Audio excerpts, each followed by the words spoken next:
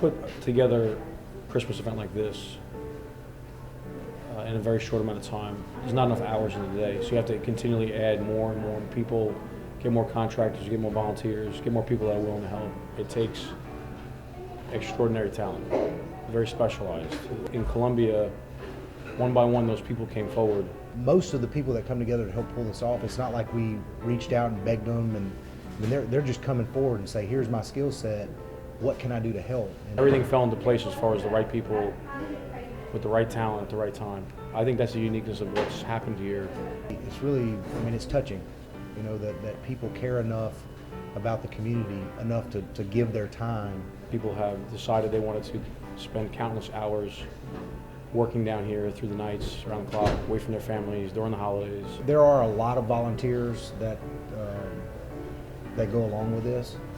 They are key people that we need to be able to depend on from day to day, and to organize the volunteers that are staff positions. So that's another impact that we've had on the community, is that we've been able to create 20 or 30 jobs through doing this. There's a contractor last year, and he's very involved this year. There were nights when I left him at 2 a.m. working at a warehouse, assembling and building, and I come back the next morning, he's still there. He didn't look very different.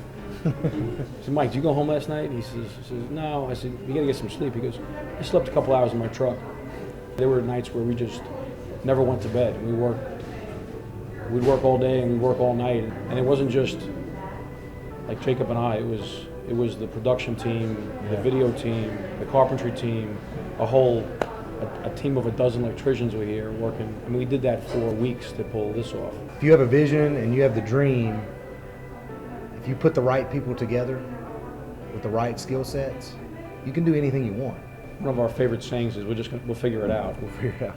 You know, for example, we wanted to build a really neat fire pit for the town, something that's just enormous. We had this idea and we met out on the courthouse and we spray painted in the street this big design with a local company that specializes in outdoor lighting fixtures. That was just an idea and they showed up. St. James Lighting showed up. It's the people that support us, not just financially or even with their work, but spiritually and mentally. People come up to us, and the people that are instrumental in pulling this off, and just tell us how thankful they are that this is actually changing their life. Nothing tops seeing the smiles and the embrace that the community is giving one another each and every night. It's not necessarily about what me and him are doing, or the people on our team. It's about people and their emotions, and this definitely tugs at the heartstrings, and that's what gets me each and every night when the music comes on. And there's a lot of good things that have come out of this. Probably one of the best things is the impact on our families and our kids. We do spend a lot of time away from them during this time of year, which is when we want to spend the most time with them. But our hopes is that we build a legacy for our own family, for our kids to see what it means to give and to contribute and to care and to do something that's bigger than yourselves. I learned that from my dad and my parents, that it was good to give. And Jacob and I have talked about this. You know, we want our kids and our families to see that too. And we hope that bleeds out into the community, that you get a lot by giving a lot. That's something that is very apparent here.